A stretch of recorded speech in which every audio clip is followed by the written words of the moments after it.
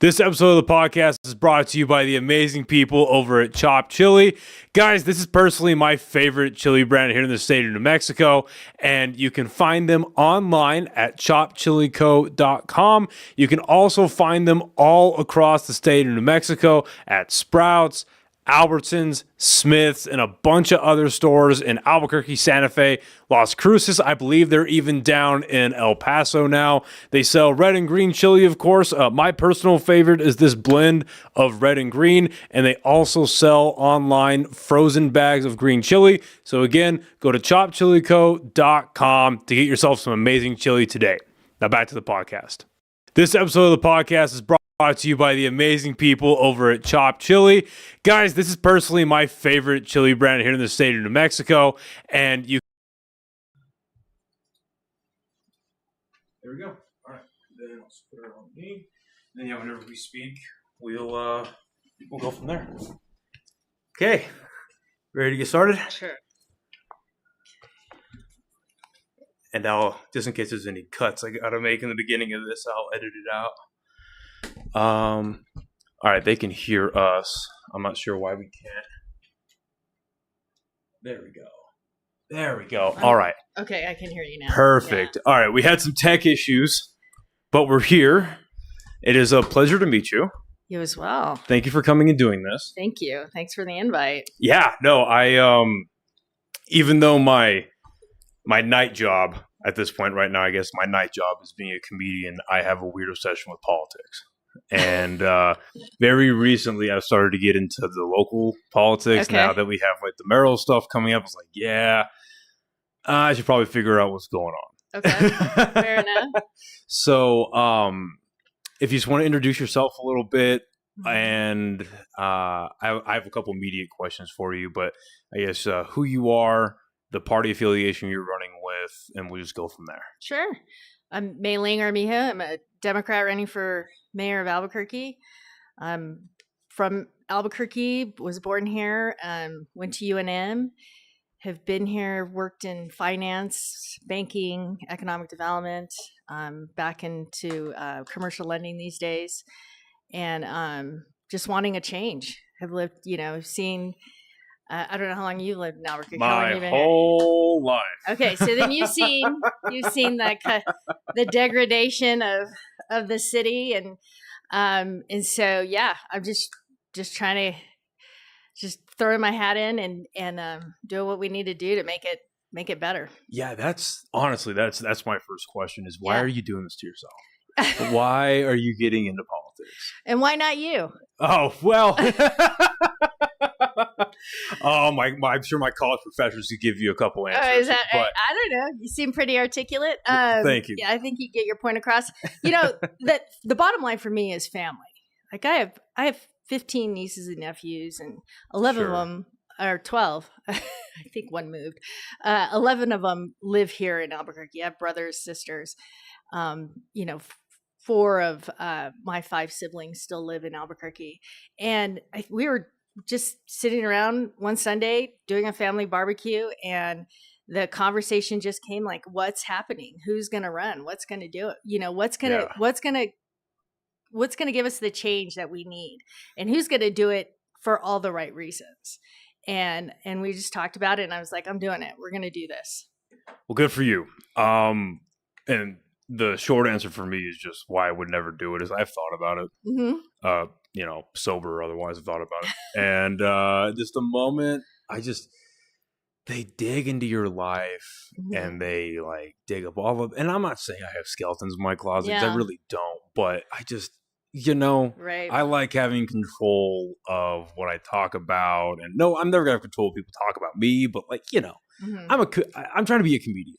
Sure. Talk all the nonsense you want about me. I don't care. Wasn't Al Franken a comedian? He ran for Senate. Okay, yeah, but also I guess Zelensky was too, and we saw how that turned out. So, yeah, did you know about that? No, I didn't know he was a comedian. So I knew he was in entertainment, but I didn't know he was a comedian. So the irony about him is he was a comedic actor in Ukraine, and then his last, was his big break, and then he got into politics, to put it lightly, was he was in a TV show where a comedian became president, and how wild and funny is that? And then flash forward like 6 years. Yeah. So I know you're a veteran as well. Yes. Air Force? Navy. Yes. Right. Okay. So can you talk a little bit about your time in the Navy, what you did there, and how long you were in it? Yeah, so I'm 15 years as a reservist, and in that 15 years, I've been deployed and have done active duty. And my biggest stint was they sent me to lovely Djibouti, Africa. Hey, I went there too. Did you really? And I meant to ask you, what service were you in? National Guard. Oh, okay, yeah, they send the National Guard there, all kinds. I think they just sent a unit, or sending a unit out there now. Yeah, my old unit's going out there. Oh, okay, and so Camp Lemonnier. Yep, there you go. I was there as the comptroller out there, so I paid the bills essentially. So I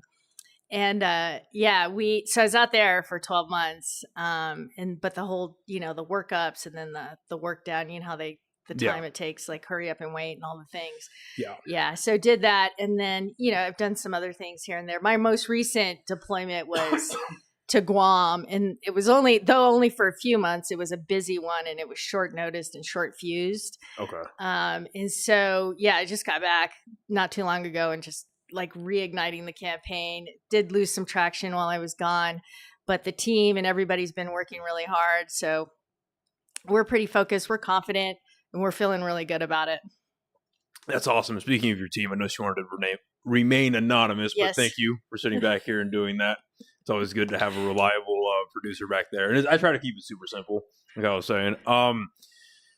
So I guess where I want to start with your mayoral candidacy is, what does a mayor do? So I think a lot of people don't even know what a mayor does. Okay. So what does a mayor do? What's their actual role in government? Right. And then we'll just go through your priority list. Okay.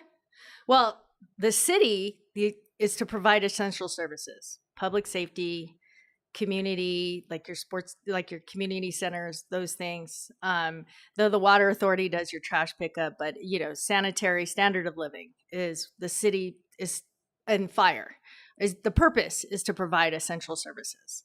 And so a mayor is to get those departments to function in a way that is effective, that provides the city those services. And so you're given a budget. You have people, and you execute.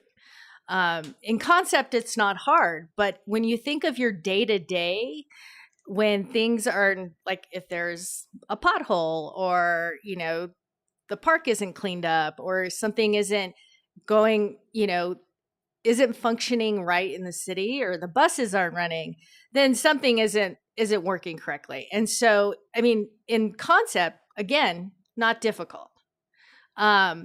What makes it difficult is ineffective leadership, because if you don't have the right people in place, from the mayor to the director of that department to the people that are working, then you have issues and you have challenges, and you'll see that, and you probably have felt that recently. Yeah, driving through New Mexico, or driving through Albuquerque in general, is tough, and just one small hiccup in any of those departments you just said sends shockwaves through everything. It sets a lot of things back, I guess.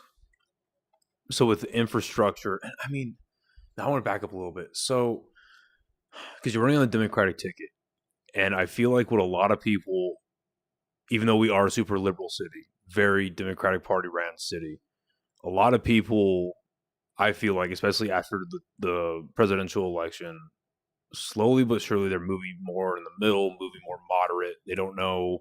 They feel a lot. I know a lot of people on the left feel abandoned by their party.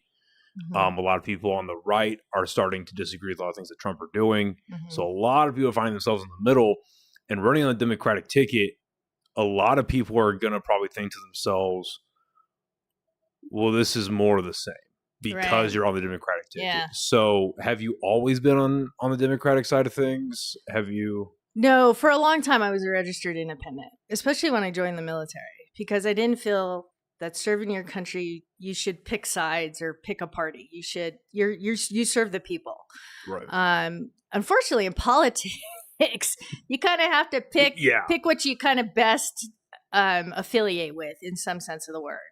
I don't agree with everything the Democratic Party does or says, and I don't agree with everything the Republican Party says or does. And I believe you're right.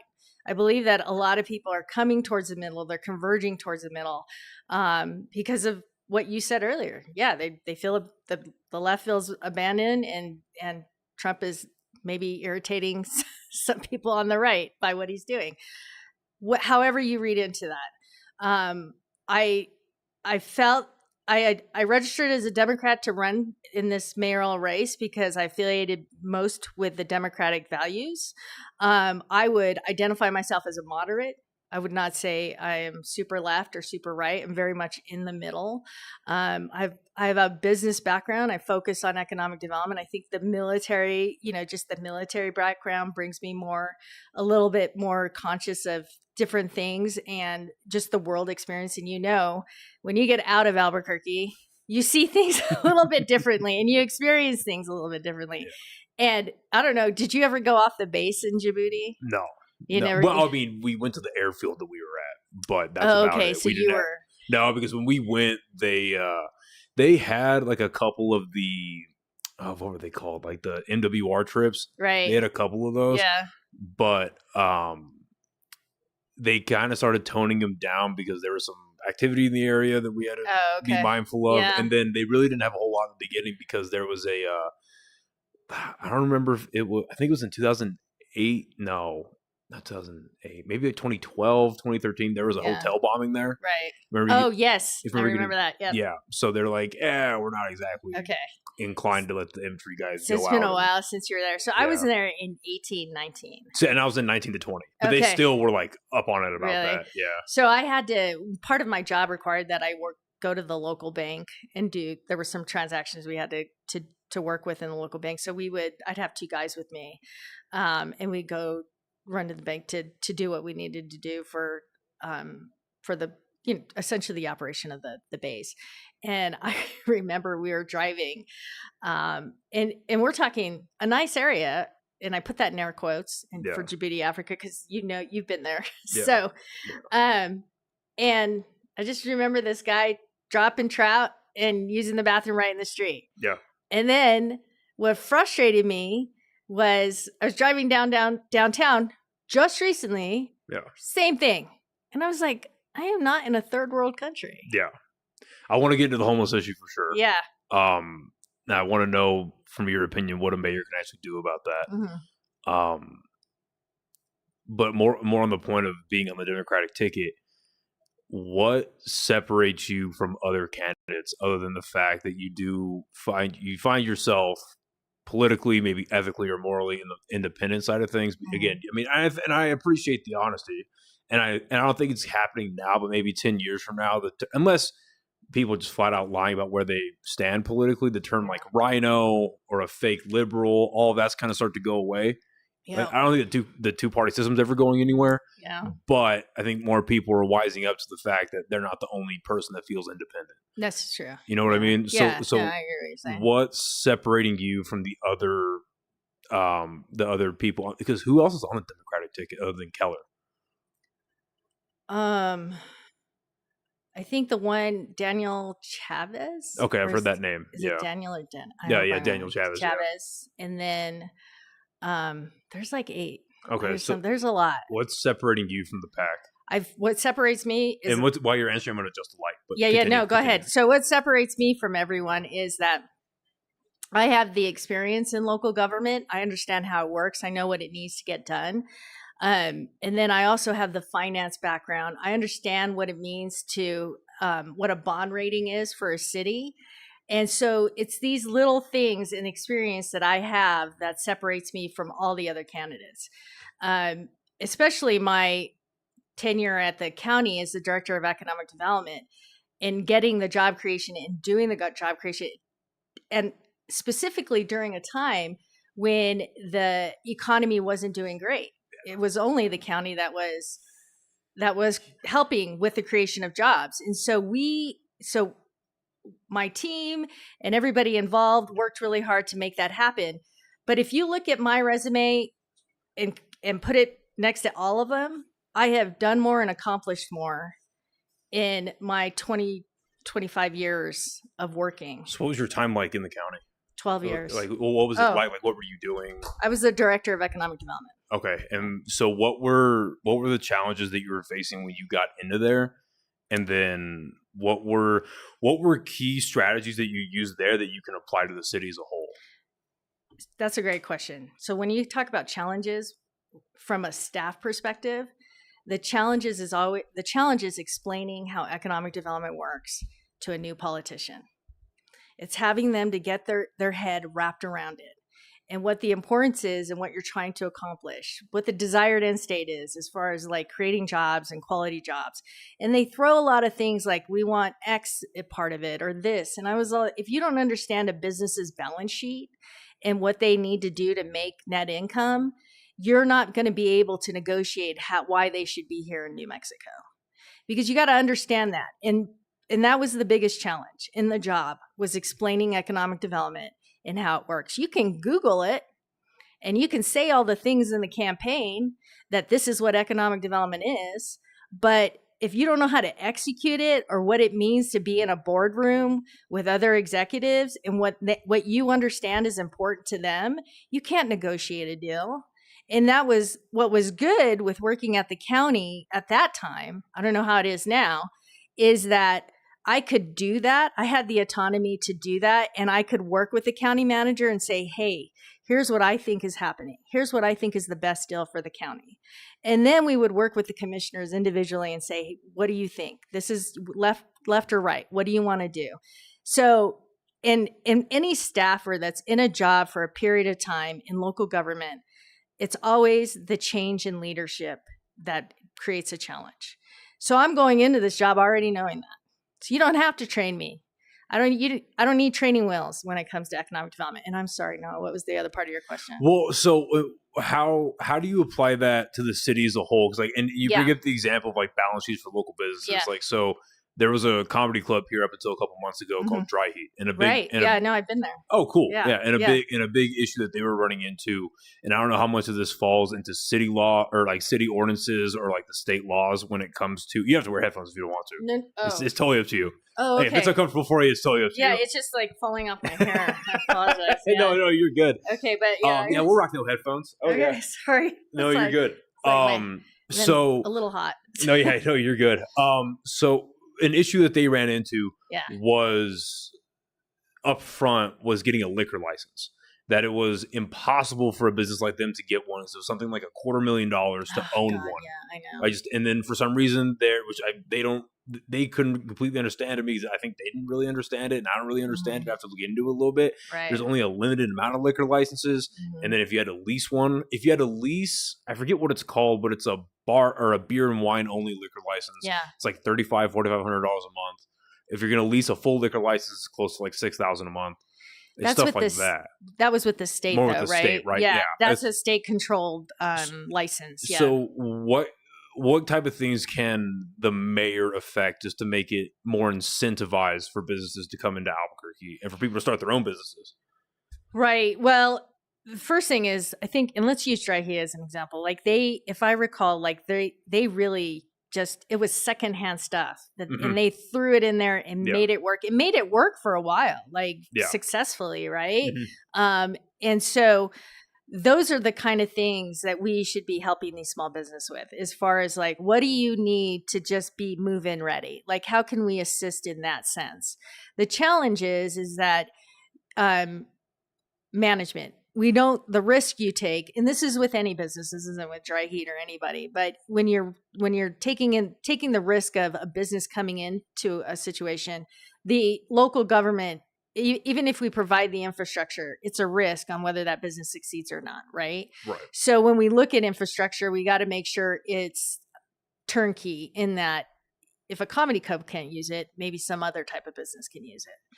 Right. And so we have to be smart about how we help businesses, but so that we can keep the system working for them. But if you're talking like small businesses, as far as attracting them, really it's going to come down to lease rates, right? It's so expensive to lease. Okay. That's your most expensive thing, right? And so if we're trying to incentivize or bring smaller businesses in, we have to work with the developers and the building owners to provide lower lease rates. and work with them and work with them to see what we can do to incentivize them to provide so that rent's cheaper. Because typically that's your most expensive, aside from employees, that's your most expensive line item. And so how does a mayor affect bringing lease rates down? You're going to have to work with the local business owners. Well, are you using, because the money has to come from somewhere. Right. And so you can provide tax incentives as far as subsidizing or lowering property taxes, depending on how you structure it.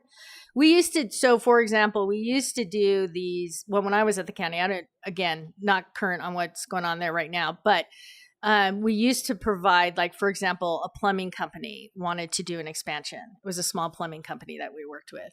They were doing an expansion and they were adding jobs. And so what we did was we did what we call an industrial revenue bond. And so we would take a percentage of their property tax, the liability of their property tax, and say, you don't pay X anymore in property taxes because you're spending all this money to expand your building and hire X number of employees. So that was an incentive to him because now the tax liability is off his balance sheet, right? And so he can take that money and put it into his business and into his new employees. And he's still there. He's still working. He still has his employees and he's still doing well. Okay. That makes a lot of sense. Okay. Because I guess especially from the Democratic Party side of things, with people here that will be able to come in and help with anything, it sounds like a government handout, and it sounds like tax money is going to go towards something. Right. So that makes that makes sense. Okay. Right. But you also have to remember they're spending a lot of money. Right, Businesses spend. But that's good if you can end up making that a write-off. Okay. I like that. Okay. So what is number one on your docket for something you have to fix? Like day one, you get into the office. What is something you have to fix in New Mexico? For Albuquerque? Or for Albuquerque. Sorry, for Albuquerque.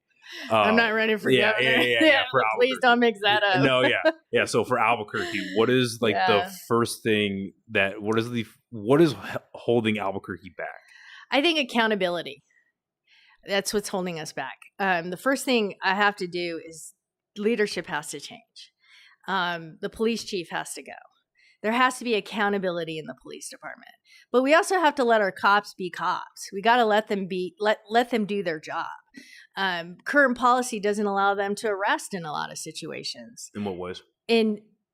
For example, trespassing.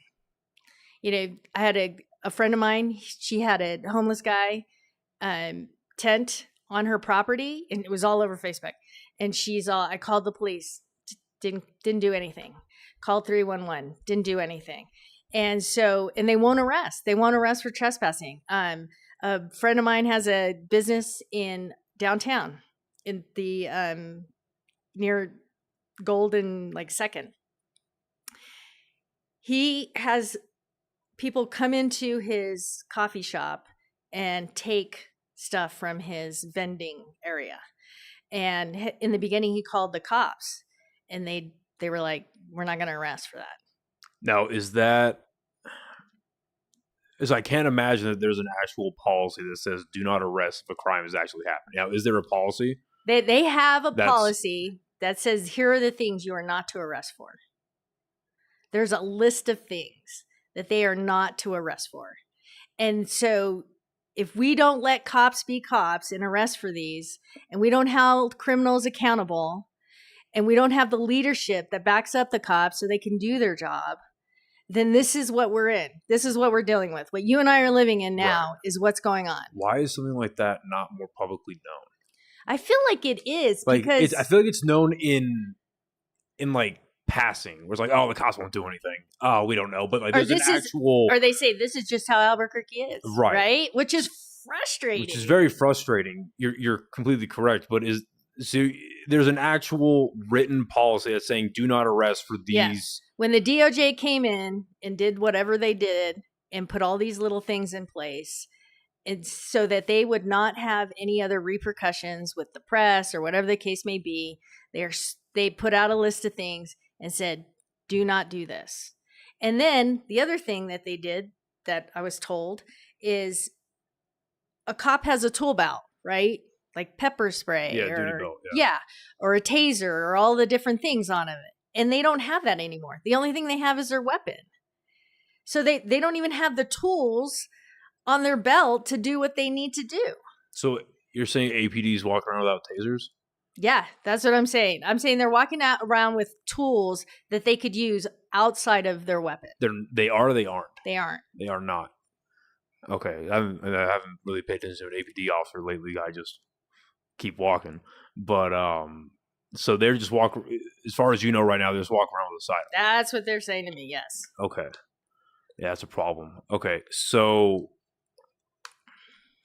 I'm real curious about why that policy is in place. Is that because they wanted less police interactions so they don't have more investigations while the DOJ was in town? I mean, that's an assumption you can make. Okay. I mean, when you talk to Mayor Keller, that's definitely a question I would ask. If I talk to Mayor Keller, bud, I'm sending emails.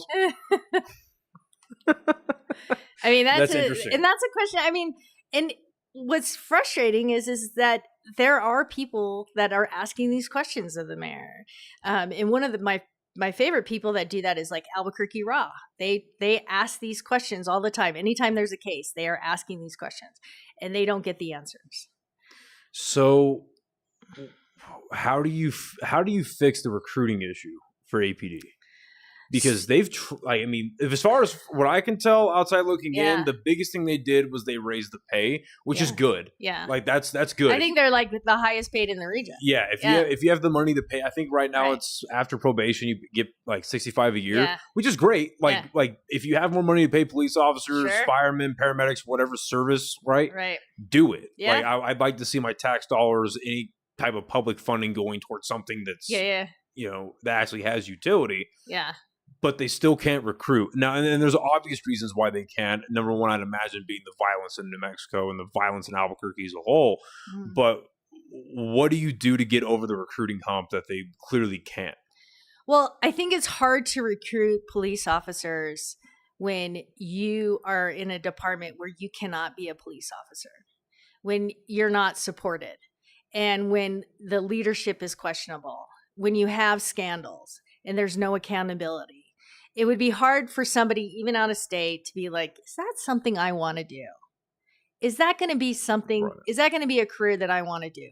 And one of the things, again, I was told just 2 days ago, is that the police officers are policing them in that their internal affairs department, and you must have heard this because you giggled, but they're policing each other. So a new cop could be written up or suspended for minor infractions, including saying the F word, which I don't understand.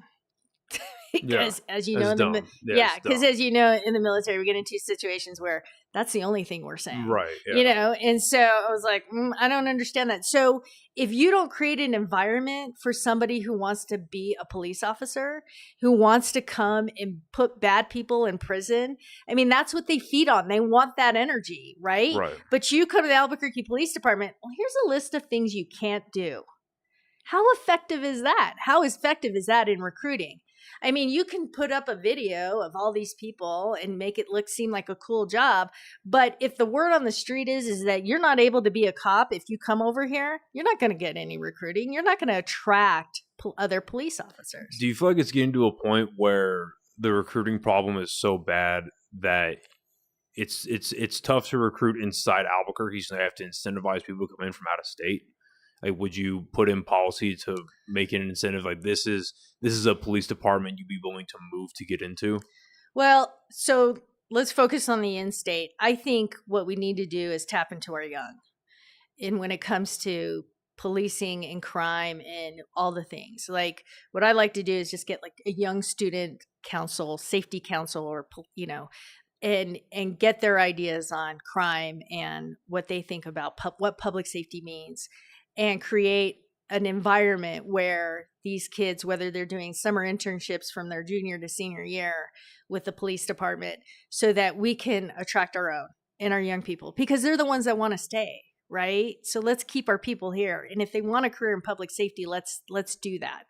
And so almost like a young people's task force. Okay, I see what you're saying. Yeah, and let's bring them up, and and help them be like, hey, come protect your community, get invested. And now as far as recruiting from out of state, I think what we really need to look at is our veteran community. And a lot of cops used to be veterans. I don't know why they're not recruiting veterans, or why there isn't a lot of them on the police force. But that's what I would focus on, is the veteran community, because most of the time they don't really have a home, when they get out, unless they go back to where they were originally from. But some of them are just open to being where they find work. Right. And if we can attract them to be like, hey, Albuquerque is the place to be, but also here's an opportunity for you to be part of our community and provide public safety. Let's do that as well. So day one, you get into office. What are some policies that you're immediately taking out from policing, and what's some policies you're immediately going to start putting in? So the first thing I'll do is bring in a temporary police chief or public safety director, something along those lines. I'm still kind of like working like what that role would be, but because I will need to clean house immediately. So first day Medina's out. He's got to go. There's got to be accountability. You're done. Like, all of these scandals happen under your watch, and nobody has been held accountable. Why? So that's it. So I got to get somebody in there, one who understands how to run a police department, who understands policing, understands the challenges that the department's had in the last, and I would say 8 to 12 years since the DOJ came in. And I think, it's been over a decade. So it's been over 10 years. It's not just Keller. I mean, this started under Barry. And so we have to get somebody who understands that, but also understands that we need cops to be cops. And so whatever those policies that are inhibiting them from doing their job, we got to get rid of them. We got to let them do their job and let them do what they're trained to do. And not necessarily do you have somebody in mind, but no, I don't. But how do you go about recruiting that? Do you have a general time frame in mind? Because you hear that a lot from politicians. Well, the first day I get in, I'm gonna do this and this. We're gonna get to it, and then 90 days goes by. 180 days goes by. You can't do everything with the flash of a wand. You want, especially something like that, you want the right person. Right. So I will say this. I would say it's going to take between 90 and 180 days before you find a permanent police chief. I would say that's a fair. Right. But for your temp person, but the temp person, I'm hoping there's somebody either within the ranks or that lives in this city now that could do that. And I don't know everybody in the city. So just because you're running for mayor doesn't mean you know people. That's actually one of my struggles is name ID, because they're like, Armijo who? So so I'm hoping there's somebody in the city that could do that now and could jump in and say, and understanding, hey, this is a temporal, this is what I want you to do, and in the meantime, concurrently, we're looking for a permanent police chief. Right. Okay, that makes sense. And so what are some policies that you're immediately going to start implementing with APD to make them more effective? Say it one more time. What are some policies you're going to put in that immediately makes APD more effective, like from the jump? Well, whatever they're telling them not to arrest for, I'm going to remove those policies immediately. Right. Yeah. Okay.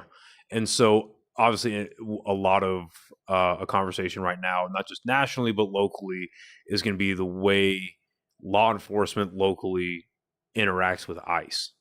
Okay. What are you, just generally speaking, what are your views on what's going on in the city right now with ICE? Because there's a lot, and I feel like a lot of it is a bit overblown. Okay. But what do you feel is going right in the way that local law enforcement interacts with ICE, in the way that it doesn't interact with ICE, or maybe should interact more? How would you direct APD in their interactions with a federal department like that? Well, my direction would be follow the law.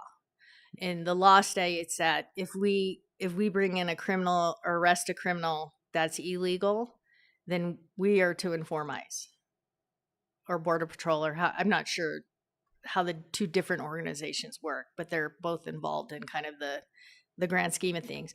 But my direction would be like, if the law mandates that we work with ICE because of whatever the case may be, then that's what we need to be doing. No, I mean, good. Because, I mean, I don't know if you've ever heard of it, but there's a really good podcast called The Sean Ryan Show. Okay. He's he's an ex-SEAL, ex-CIA contractor. Okay. He's amazing. And he sat down with Tom Homan, who's the director of ICE. And he was talking about how a lot of sanctuary cities and then cities like ours were like sanctuary adjacent cities where we, like the local law enforcement, they don't report to ICE. Like they have directives where it's like, do not tell ICE if this person's an illegal immigrant. Don't tell ICE what their citizenship status is. If they're under your local jurisdiction, keep and they've ICE committed out. a crime, and they're telling them not to do that. Yeah. No, I'm not okay with that. Good. Okay. Yeah. No, that's good because that's insane. Okay. So homelessness, it is a incredibly. Well, it's a sad situation for anyone that's in it. First of all, but it's a horrible problem in New Mexico, and it feeds into crime. Crime feeds into it, addiction of all different kinds. Where do you even start? Because it's starting to, again, outside looking in at the problem as a whole, it's starting to look like a problem where you don't even have like a pathway to start fixing things. Like they tried the tiny homes thing, that didn't work out. They're starting up the new what's it called? The like the pallet homes. You've heard about that? It's a new project that Keller just started. The company that I work for my day job, we have the security contract for it, and it's a new center where they're like shipping containers, kind of like in Djibouti, where the shipping containers that were the Conex boxes. Yeah, the Conex boxes. The way it's been described, I haven't been down there yet, but the way it's described to me, it's that retrofitted into places for people to live. It's people that are coming out of addiction. It's basically where they can get their stuff together, meet with life counselors or whatever, get them a job, get them whatever, and move on. Okay. How do you tackle homelessness as a mayor? And then how do you tackle homelessness as a mayor? And then how do you plan on working? Because in the governor elections next year, so with an outgoing governor, how do you work with her and then that future governor to get statewide support for helping Albuquerque's homelessness problem? So it's a long question. So let's take that in pieces. Yeah, it's a lot of information. Yeah. So as a mayor, just from the local office, there are ways to work with developers who focus just on affordable housing to do public-private partnerships. And we did it at the county. We did it all the time. The developer would come in and say, I'm going to build 240 units of senior housing. We say, okay, we'll take X amount off the tax rolls as far as your property liability. You reduce the rate, and now seniors have a place to live. The developer, in addition to that tax incentive, they also apply for like 9% or 4% tax credits through the Mortgage Finance Authority. So there's ways to work it. So at the end of the day, people are making money, but more importantly, people are housed, right? So can we stick on that for a second? Sure. So just to kind of like break that down, it's a lot of information too. I know. So the idea is to basically make it more affordable to build low-income housing. So that it's more accessible to the people that are owning it. They can still make their money and keep the lights on. Because as a local government, we don't have $50 million, which is $34 to $50 million, to build a 240 unit housing, manage it, manage it as well, and do all the things. We don't make that kind of money, and so we have to work with our private developers to get that done. And we've done it, and we can do it, and we need to exploit that as much as possible. And this isn't new. I mean, this is like this came from this been around since the 80s. So we're not I'm not inventing anything here. And this goes back to the difference between me and your other candidates. Like, I know how to get it done. Like, you, on day one, I can figure this out right away. I don't need training wheels. And so as a mayor, that's the one thing. And I've said this to another podcast, I was like, I want to saturate our market with affordable housing, because what it does is it forces the private owners to improve their properties, because now people have options, right? Bring capitalism into that business model. Exactly. Okay. I know that that's a bad word for some people, but I like how you say it. You have to bring capitalism into it. That's just bring competition. Yeah, competition, supply and demand. Bring in more supply, there's less demand. That means that you've got to be more attractive. So are there issues? I was talking to a buddy of mine who's a lot more well-versed in local politics than I am. And Yeah. he was bringing up um, these building zoning issues where there's like a minimum amount of square feet that people are allowed to build. And so my question is, when you're saturating the market and you're having to build more properties, Yeah. do you have an idea of where they would be built in the first place? Yeah. So you can look at, there's a lot of different ways to approach this. You can look at nuisance properties, but trying to take over nuisance properties, like the court process it takes too long. Define nuisance properties. Those are properties that are dilapidated. Maybe the owner, we can't identify who the owner is. The property taxes are getting paid somehow, but we don't know who's paying them or what's going on. How would you not know? You'd be surprised. You'd be surprised on how this all works.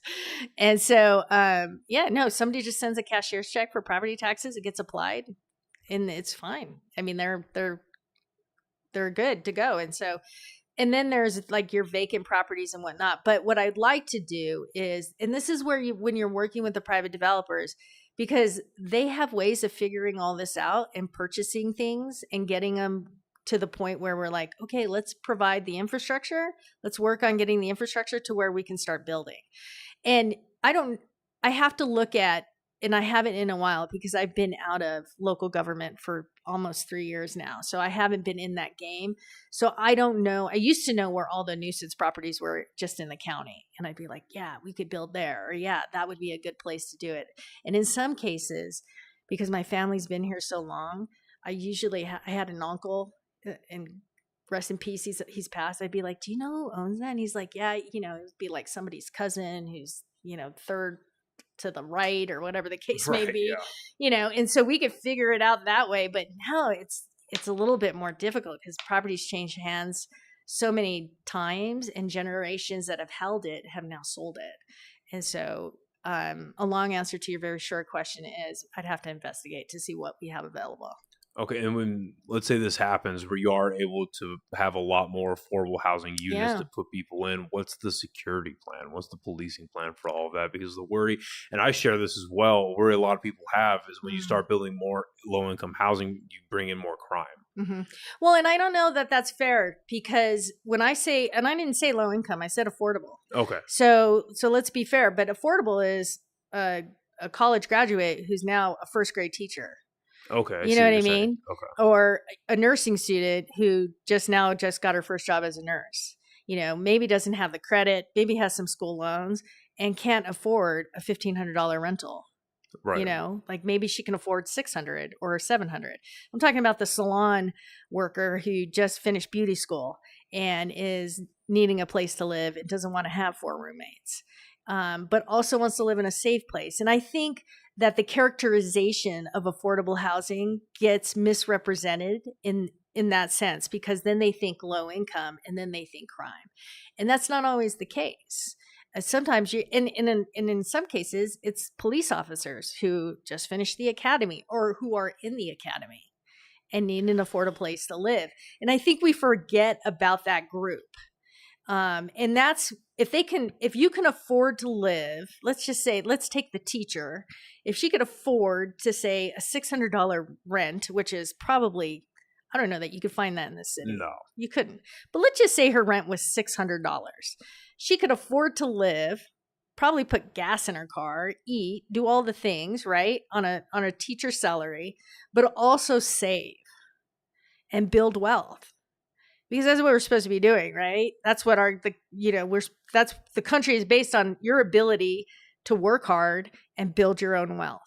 But we can't do it if it's too expensive to live. if your only purpose is to put a roof over your head, we're missing the boat on why we're here. Right. And I completely agree. And how you can affect the middle to lower middle class is something I definitely want to touch on too. Sure. But specifically on the homelessness issue, Yeah. where you're getting homeless people off the street and you get them into the housing. Right. So so that's, again, long answer to your short question. So build the housing.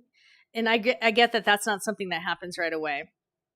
The homelessness or group of homeless that worry me the most are the ones that live paycheck to paycheck. Those are the ones that if they don't get paid, they're probably not going to be able to pay their rent and then be homeless, right? And so the immediate programs, and again, I'm not reinventing the wheel here. These are programs that are like in New York City and Seattle. They would provide a voucher program and say, okay, and it's not a handout. Like, you got to pay it back. But here is X amount to pay your rent to keep you in your place. Because it's cheaper for us as a city to keep them housed as opposed to have more homeless. Do you know what the effectiveness is of that is giving them a voucher for rent they have to pay back?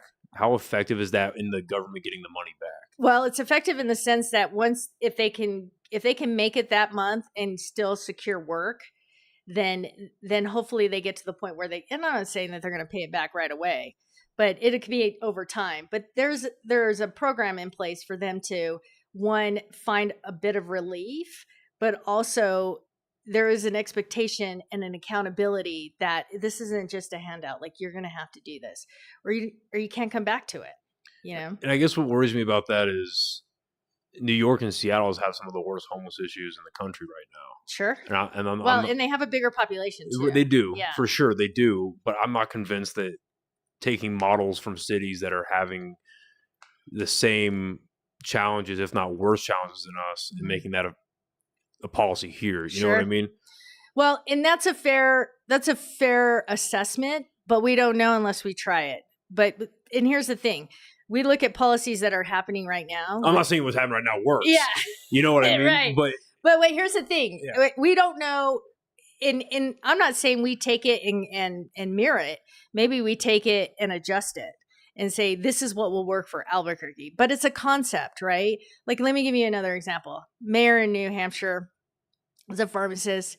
His city, homeless population was going up. And he just decided, he was like, we got to make a change. What's going on? And he said, let's give lithium out for free. That's it. They come in, they see a psychologist. If you need lithium, you get lithium, right? Because a lot of our homelessness is mental health. And so he would just social workers going out on the street, like, why are you homeless? Like, what do you need? And then very slowly they were getting non-lethal drugs, like lithium isn't anything you can get high on. And just started saying, what do you need to stabilize? Or what do you need? Like, what is wrong? And most of it was mental health. And as a result, he started giving out lithium, and the city council was like, what are we going to do? And saw the homelessness population decrease. He didn't solve it. He just decreased it. And these people, all of a sudden, because they were getting their mental health drugs, because without insurance, it's really hard to get any drugs.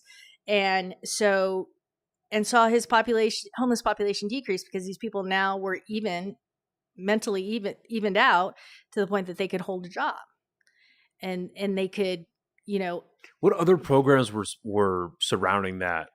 Because it can't be just giving out free lithium that fixes homelessness like that. No, I'm just giving you examples of different things. Like, it's a multi-pronged issue, right? Because you have veterans homeless, you have runaways, you could categorize homeless in so many different things. So it has to be a multi-pronged approach. There's no one solution for this. I'm just throwing out ideas on different things that could work. And you make a fair point. Yeah. Big cities, Albuquerque, very different. But if we don't try to look at different ideas and think, and you just said it, what's currently going on is not working the best, then we're not working hard enough to figure out the solution. No, I completely agree. And I'm not well versed at all on what other liberal cities are doing with their homeless problems. I just know that in large it's not working out quite well. And so let's say you get the housing built and you have a place to put house homeless people, right? Well, those that don't want to be homeless. Right. Yeah. And thank you for saying that, because that is, unfortunately, that is an element. It's like the way I see it, it's a form of institutionalism, or being institutionalized, where people that have been to prison so much that they're so used to prison that that's where they want to be. Because again, our brains are built to adapt to our surroundings. It's a survival thing. Like we want to be comfortable in whatever surrounding we feel is going to be the prolonged scenario. Yeah, and they get institutionalized while being in prison for so long. People that are homeless for so long, they are just like, yeah, this is where I'm going to be.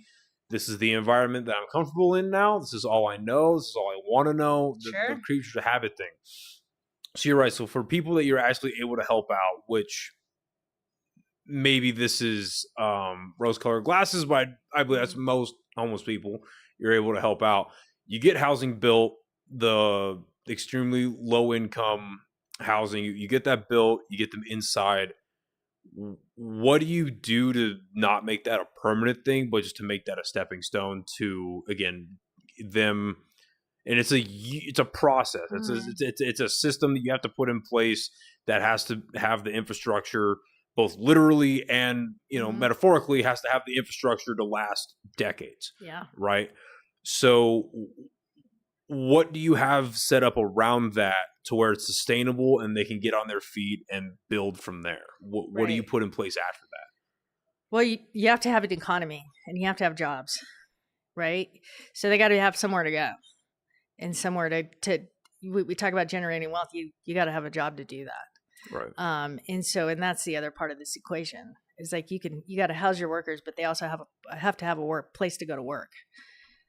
And then how much of that, when you are getting them a job, maybe the job isn't, again, it's not going to be the highest paying job in the world and stuff like that. But it's a stepping stone. Right, it's a stepping stone. Right. So are there government programs that are assisting with this? Are there... Well, because you have like SNAP and all of that. Sure, I'm sure it's going to be in the equation.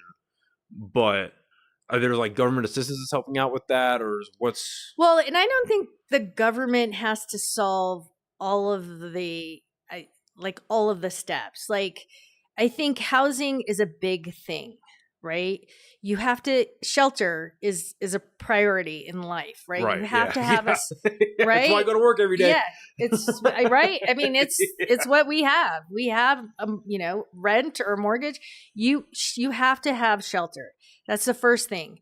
That I feel like is the focus. I cannot, and I don't feel like government can fix a human person's will to do the next step. Like, you're right. You're going to get a group of people that will stay in that kind of income level. But you have to provide the environment and put the infrastructure in place so that those who want to can. And I get it. In the handout concept, I'm not a big fan of it either. The thing is that it's so expensive to live that if we don't get involved and do something on a grander scale and have the leadership to work with the private industries to bring that in and do it, we're just going to continue to get more of the same. Oh, I agree. And that's what I really like about you bringing up, like, with the housing, about going with private developers and keeping it, obviously keeping it local, but like having private citizens that are already in the business of real estate, that are in the business of development like that, bringing it from there rather than having to have it drained from like the city funds, right? Which they don't have it in the first place. They don't have it in the first place. But even if they did, you know what I mean? Like, it's yeah. Would they know how to do it? I don't know. No, I get it. It's a complex, multi-pronged issue, and tell me if I'm wrong, but what I feel like you're getting at is like, you could provide the solution, but is it a long-term solution? Yeah, because you brought up a little bit earlier about how, you have to, these people that are working in city councils or they're working in the county, or they're in the the longer government jobs. They're there to get their 20 years. They found the department that fits. They may or may not fit them the best. Yeah. And they're there. They're going to stick it out. And they're having to explain to politicians every 4 to 8 years how this thing works and all this stuff. Yeah. And that rotating door, like I understand why Yeah. we have term limits in most government offices, why we have term limits, Yeah. why we have Right. all of that. But and maybe it's, I think a lot of it's a symptom of partisanism where they like, oh, like, and we're seeing it even on the presidential level where they come in, undo everything the last guy did. And the next guy comes in, undoes everything that the last guy did just because they're on the other team. Right. There needs to be a long-standing, Right. you know, if this is working in the first 2 to 4 years, let's keep it. Yeah. See if it's working. And I think it's, well, I don't think it is going to take someone that knows what they're doing, that sets a good plan in place, because with 4 years, I mean, your best bet, at least in my opinion, is going to be you're going to set a really great foundation that plants seeds that just start to grow. Sure. And then whether you get the next 4 years or the other person comes in after 4 years, whatever happens 4 years down the line, right, it's going to be up to them to either uproot everything you did and then restart or continue with your plan. Yeah. So I just having something with good infrastructure and a good baseline just to go off of. And I think Albuquerque is one of those cities where we need a drastic change from what we're doing right now. Oh, absolutely. Absolutely. Because Mayor Keller has been in office for 8 years now, coming on 8 years. Yeah. If you were able to sit him down and be like, why did you do this? What comes to mind? The or Gateway. Why are you doing this? Yeah, I think the Gateway Center would definitely be a question. Can you explain to people what that is? It's like a multi-use for homeless. It's the old Loveless Hospital on San Mateo. But essentially a shelter is what it's supposed to be. But it's also provides other services, or supposed to provide other in-house services. What it does exactly, I don't know the details of it. But, and it's not so much the services provided, it's the amount of money he spent on it. How much was spent? Well, just purchasing it was like $30 million. Oh, fuck. What? I didn't realize that was. What's the city budget? Yeah, it's not a lot. So he purchased it, and then there was the asbestos issue, which then he exposed, I think, even the governor to asbestos. And so, there's these things that continue to, you have to sink money into it. My question isn't so much like I feel truly, honestly, that the intention of the Gateway Center is good. Right. But the business of getting that building and implementing the program was not done, I think, to the benefit of the taxpayer's dollar. And that's what I question. It's making those big decisions and trying to understand, like, why you would spend that much money without doing proper due diligence on a building that's supposed to provide a service. Yeah. That's what I want to understand. Yeah, that's right. Like, and then, you started this whole ACS program, the Albuquerque community, the response, as opposed, they're supposed to respond to nonviolent calls as far as, right. Instead of the police. And so I think he said in a meeting that they, there was like thousands of calls that they responded to instead of the police having to do that so they could do police work. And I'm like, okay, again, the intention is good. It's not a bad idea. They do it in other cities effectively. But I never see a car. I've never seen how, and anybody that's interacted with them is like, I'm not sure what they're doing. So I don't know what the effectiveness of how it's being implemented. And then the other thing too is, and I always say this, anytime I take over an organization or a company, and even in my most recent job, I always say to the people that hire me, this is what I'm going to do. This is what I think needs to be done. And this is how it's going to look when I'm done. And these are the results that you're going to get.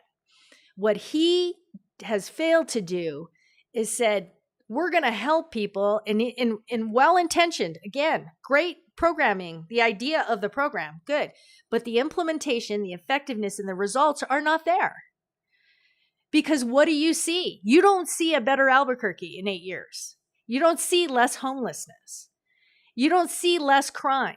So the intention, I truly believe he cared enough to try, but his ability to implement results and get the results he needed is where he failed and where he needs to accept failure and move on and let change happen, because we're not going to see it in another 4 years. If he didn't figure out in 8, we're not going to see it in another 4. Is that the effectiveness, the lack of effectiveness?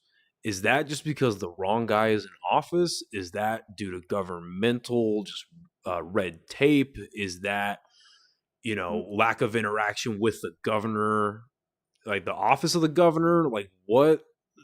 Because I agree with everything you just said. Whatever he's been doing isn't working. But I just find it, pragmatically, I find it hard to believe, and I'm not a fan of the guy, but just that somebody gets into office and goes, all right, we're going to do this thing. They build the thing, and he goes, all right, that was fun, let's move on.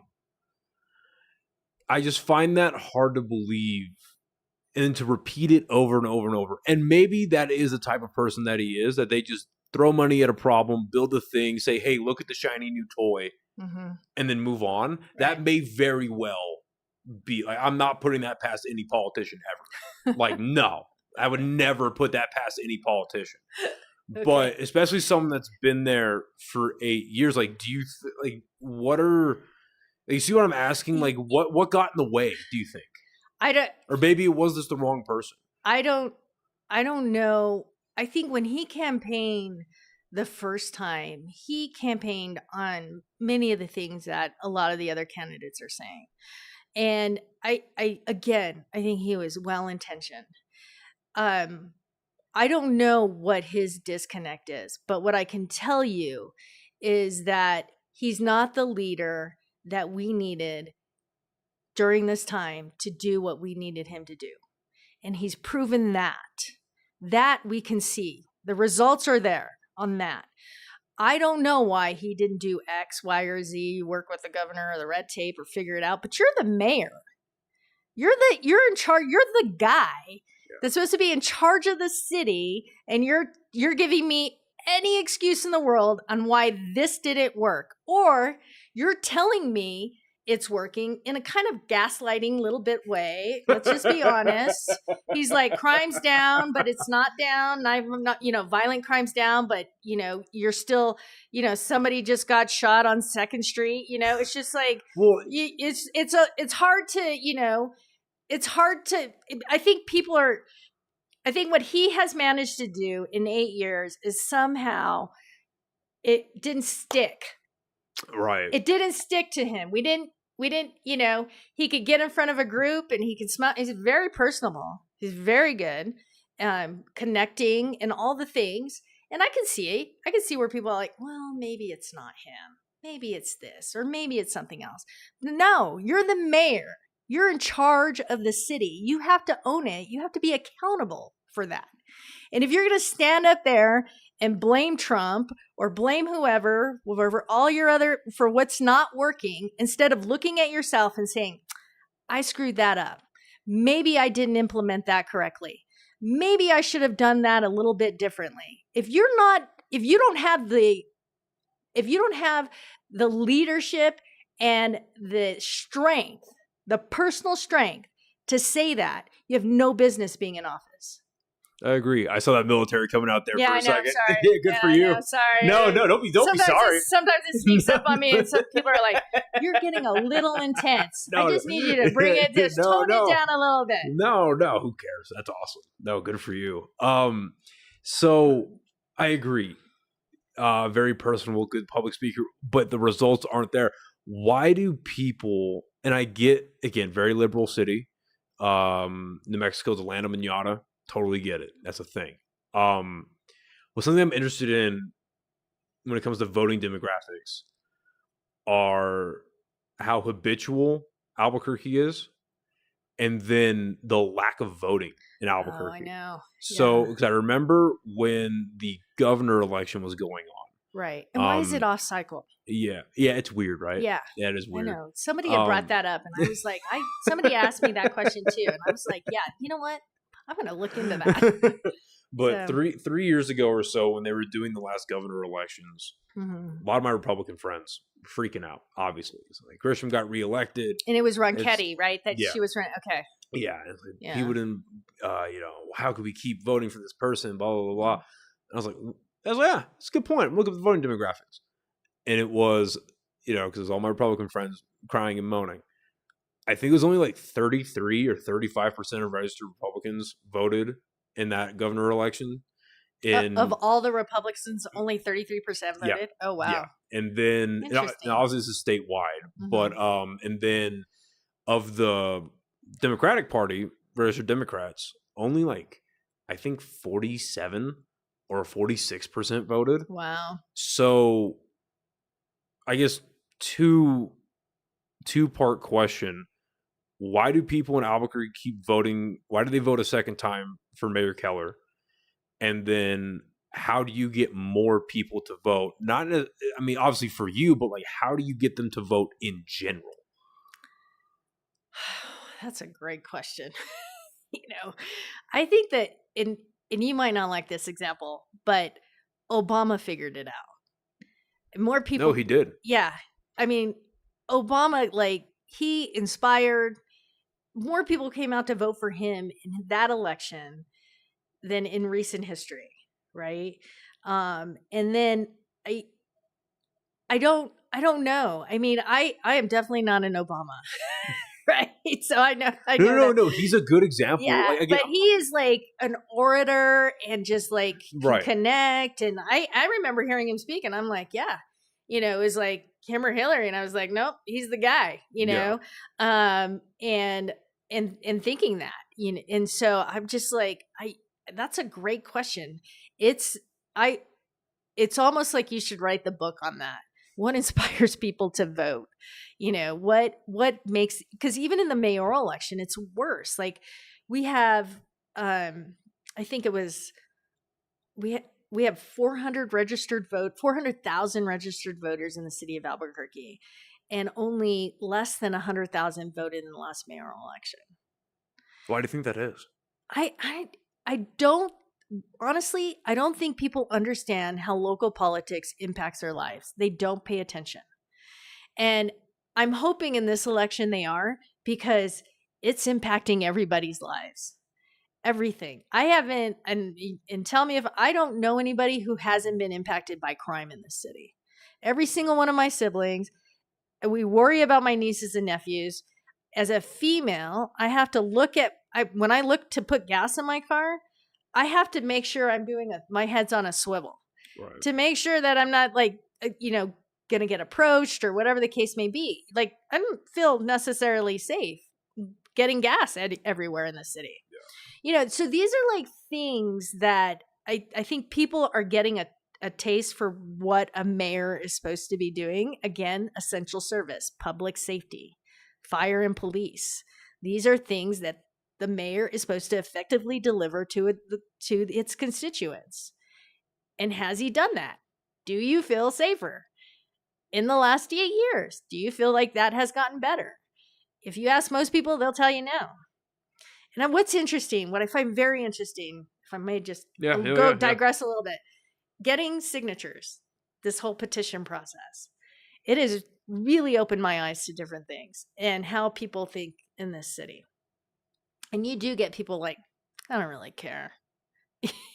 I mean, one lady was just like, she's a young woman. She's like, I don't care who gets, it's more the same, which is super sad, because if she just paid attention a little bit, maybe she could look at her vote and what that impact is. Right. And that's where I think there's the disconnect, is like, they just don't feel that it's going to change anything or impact anything. But obviously you've picked up that it has, or you wouldn't ask me to be here. So, because local politics is important.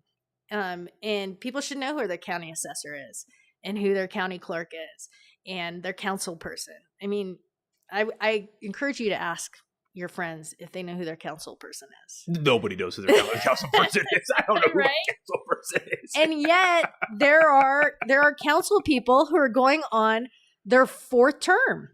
Yeah. You know what I mean? And so that means if Keller wins and they win, we're going to get more of the same. So if you don't go and vote to change any of that, you're just going to continue. It's going to continue to be the way that it is. You're saying that you're settling for the status quo. So what are you guys doing to get more people to vote? Like, we're just getting out there. I mean, anything I can do to get in front of people, to talk to them. And, not that I'm trying to channel Obama or anything like that. No, it's been no basic campaign strategy. But yeah, I'm just trying to, as much as I can hit the pavement. And then the other thing too is I ask a lot of friends, like, if you can invite 10 of your friends to your house and just have me over, friends I've never met, then that would be helpful. And then maybe they can invite 10 other friends, and then we can just keep doing this. And that seems to be an effective strategy. And I do tell them when I speak with them, I want you to understand what local politics is or what local government does and how it's impacting you right now. And if you don't vote, this is what's going to continue. No, I agree. And you would think COVID feels like a distant memory now to a lot of people, but you would think that after the COVID insanity, that people would start looking at their local government a little bit more, because obviously it wasn't the mayors, but the governors were the ones deciding whether or not you went to work, whether or not you had a wedding, whether or not you went to the movie theater, whether or not you went to the gym, whether or not you opened your small business again. So you would think after that, and I feel people did for maybe 8 months after COVID, like when COVID started to settle down a little bit, like, oh, hey, who just told me that I can't go to the gym? What's wrong with you? You got some of that, but now people are starting to simmer back down and go back to status quo. Right. And I've never ran a campaign, but word of mouth does seem to be one of the best ways that things travel in New Mexico. This town, and then things that travel in Albuquerque specifically. And that's how we try to get people to our comedy shows. Is we put up flyers and we go tell people, hey, just bring your friend, dude. Yeah, it's Instagram, free. social media. Yeah, I'll buy you a beer, dude. Come on, please. Come watch me tell my horrible jokes, please. This is my passion. You know what I mean? Like trying to tell people to get them more, get the community more involved. Why do you think that people, when they do go vote, why do people vote for the same? Because or not vote. I think that they're not voting, which is like settling for the same. Why do you think that is? If that is the reason, if that is, right, if it's more of people not voting than voting, even still, why do you think that is, that people settle for the same? I really don't know the answer to that question. I don't. I mean, when I turned 18, my father was like, go register to vote. Like, this is important. I mean, my father was talking to me about politics, and when I was young, like we would talk about the apartheid. He's like, what do like we'd have, I was 14 years old and have a deep conversation with my father about the apartheid government and what that meant. And so I don't know what inspires or incites people. All I know is my father inspired me. So I wish I understood. I wish I understood that secret sauce. And I bet you there's some marketing people out there that wish they understood that too, because they would be millionaires. Yeah. Right? Yeah. I mean, if anybody had figured out the secret sauce, the way Obama did, then it would be a different game. I think the political landscape on all levels would be very different right now. Yeah, no, I agree. So, and I want to be respectful of your time. Oh, yeah. So, just real quick, we touched on it a little bit earlier, but real quick I have two things left for you. First being Oh infrastructure. How do we fix the roads in Albuquerque? Oh my God. How do we do that? Yeah, so money. You need a lot of money. Roads are expensive. We don't make enough in the city income through grocery receipts or property taxes to fix the road problem that we have. We need to work with the state. We need state funding, and in a lot of cases federal funding. And I know right now that's like a scary word, but it is what it is. It costs money, and we don't, as a city, have it. So let's accept the fact that that's the case, and so that we would have to work with our federal and our state delegation to get that. And how do you build that relationship with the let's just say the state government, how do you build that relationship with them to where you are able to allocate more funds? Yeah. Well, you have to build relationship with your state senators and your state reps. And you have to build it with other, not just the ones that represent Albuquerque, but you have to build it with other state senators and state reps and understand that, the majority of state legislators are not from Albuquerque. So you've got to go outside the city and make friends. Yeah. In the state, and we're all about relationships here. And so you have to be able to do that. You have to be able to put your arrogance aside and say, hey, this is what we need, and this is kind of where we're at. What do we, let's have a conversation about that. In the federal delegation, I think they try hard to bring as much money to the state as they can. I just don't know, like the transportation, because I know I'm not sure who the Secretary of Transportation is right now, so I apologize. But I do know that there has been efforts to work with local governments and cities and states to improve the infrastructure. And so we just have to tap into those funds. No, I agree. Yeah. And because I feel like a lot of people would be, they're granted, people hate taxes. I hate taxes. It is what it is. I do too. But people would be less angry about taxes if they saw results from their tax dollars. Because at this point, a lot of people, myself included, are like, it feels like I'm just setting my money on fire. Like what's going on? Like when I bought my truck last year, I bought it from a private owner, go to the DMV to get it registered. They're like, okay, that'll be $375. And I was like, for what? And they're like, taxes. Oh, because you purchased it. Yeah. Oh, yeah. So yeah, right. And I was like, taxes? Oh, okay. And then how's that tax dollar working for you? Right. Yeah, exactly. No, I'm with you. And this is not a subject that I want to diminish or speed through or anything like that, but we're going to have to a little bit. Education. How does the mayor affect education? Yeah. And what do you, because APS needs reform. Sure. I don't think there's any question about that. Yeah. I mean, the New Mexico education system as a whole needs some reform. I mean, we're 51st in the nation. It's insane. I have a whole bit about it, about how it's insane that they added DC to the rankings like 2 or 3 years ago, and we went from 50th to 51st. Wow. So that's even more depressing. Yeah, it's insane. Right? It's absolutely insane. Yeah. So what is the mayor's role in education, and what do you do to help reform APS? Yeah, that's a good question. I know right now the city and the county have this ABC school program, which assists with like an after school kind of program that they do. I don't know how effective it is, if we need to, do more, do less with that. I think what the city can do is, and I know they do a little bit of that, but I feel like on the job training in whatever sector of government that we have, if we can bring our young into it and give them some training as far as like or offer work with CNM as far as learning a trade, or working with our small business to say, okay, the city will, pay them a salary if you train them to do HVAC or electrical or plumbing. But when it comes to like curriculum and those things, unfortunately, we don't have a lot of influence in it. But I think from a kind of on an outsider looking in, if there's things that we can target to help kids either learn a job or a trade, then I think we're helping them from an education perspective, because then they can contribute to society in some form or fashion. But right. We're not responsible for teaching them how to read. Right, and that's it makes it difficult. Right. And I wish I had a better answer for you, but I really don't. If there's governmental constraints on what your job allows you to do, that's one thing. And because that was going to be one of my questions: how much can the mayor actually affect education? Right. How much can they affect curriculum?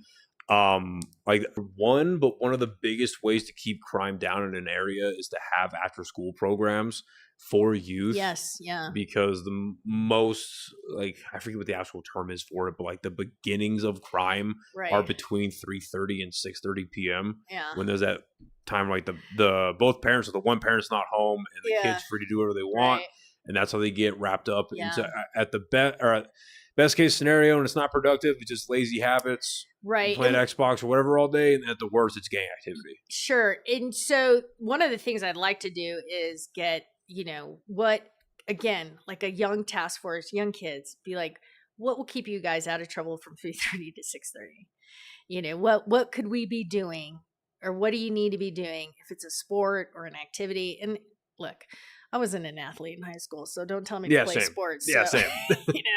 If you had said chess club, I'd probably been right there. But what would we need to do to keep you busy during that time? Or what would be easy solutions to do that? And I don't know that we have to have that answer. Maybe the kids already do. And they just need to tell us, and we need to listen. And that's one way to approach it. But you're right. We don't really, as mayor, we don't affect education in the way I think a lot of people might think we do. Okay. So, no, yeah, and fair enough. That's why I asked that question, because A, I didn't know, and B, I know a lot of people were asking. So yeah, no, I know, and there's things that I want to do to work with the youth and help youth. Like I said, these youth task force, whether it comes to public safety or community service or government, like let's bring them in and let them have a voice and be part of the solution. Because maybe somebody knows better than I do. I'm not going to begin to think I'm the smartest one in the room. So I don't know. Maybe there's some 16-year-old who's not playing a video game. Will take the time to look up and look me in the eye and tell me, "Hey, this is what you need to be doing." Yeah, fair enough. Before we get out of here, what do you feel like people need to know about you and your candidacy? I'm here because I want to be here. I want to do the job, and I want to do it right, and I care about doing the right thing. And not everybody's going to agree with me, and I'm okay with that. But know that at the end of the day, I'm going to do what's right for Albuquerque. Cool. Where can everyone find you on social media, your campaign website? Where can they find you? Armijo 4mayor.com, and then at Armijo 4mayor. The 4 are on all the socials. So perfect. All right. Well, thank you again for coming and doing this. Thank you. I really appreciate it. Thank you for sitting behind the desk. I appreciate you.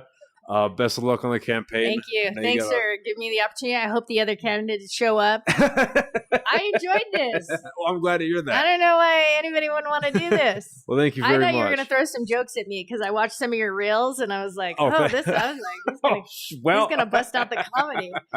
And then when is like any big events you have coming up? Any I don't know if they're doing like mayoral debates or if they're doing, and then when's the big voting day? So I would say if you haven't signed a petition, please go to my website and sign my petition. We're still, because I was deployed the first part of after I announced I got deployed for a few months. So my campaign did lose a little bit of traction. So if you haven't signed a petition, please sign my petition. And then we're having an event at the canteen on June 5th. And Albuquerque is singing there. I think people will want more to see them than me, but I'll be there if you want to talk to me more about these things. Or I'm sure I said things today that upset people, and I'm going to hear about it on Thursday, which is okay because that's what this whole process is about, right? Yeah. And then I have some library events you can get on my website. We'll also be at Pride this weekend, meeting with people there as well. So cool. And then when is the voting day? Voting day, November 4th. November 4th is voting day. And there's like 80 candidates. I mean, I'm over exaggerating, but there's a lot of us. So I anticipate that there'll probably be a runoff. Okay. So we'll see what happens. All right. Sounds good. Well, thank you again. Yeah. I really appreciate you doing this. Thank you everyone for listening and watching, and we'll see you next time. Bye everybody. Yes, just hit the eyeballs and then press